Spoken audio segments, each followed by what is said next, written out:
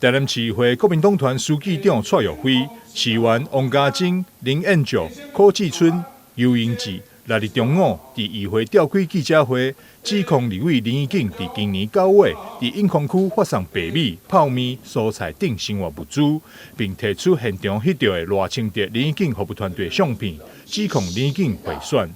一公斤咧有品牌草100块到120块，无品牌草45块到50块。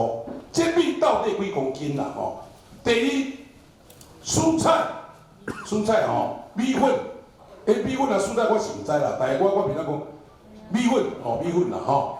第三，泡面会过期袂啦吼。那么假借各种名义，行贿显之实。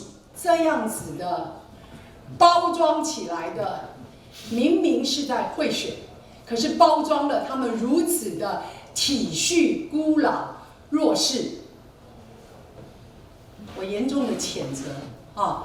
国家已经是他们家了，国家的资源是不是都是你们在用？领取的人的对象是不是一般民众，还是属于你办公室结合的团队的一个聚肉救苦？那他的对象，因为跟他现在是一个选举之间的敏感时刻，所以属于一般民众的话，会变成会等于谁是一个企业的贿选。记者会开到一半，林义景的子弟兵议员朱正轩也到场自拍，这个举动也引起国民党团不满，双方先爆发口角，后来演变成为集体冲突。过程中，朱正轩也告发林彦竹你的访问费偌济钱，并质疑国民党团是为你宣告转移乌警的焦点。国民党团宣导受害者为了帮你宣教转移黑心的焦点，国民党团为了帮你宣教转移黑心的焦点，做这种事情。你另外去看你的，你另外去国民党团为了帮你宣教转移黑心的焦点，闹什么？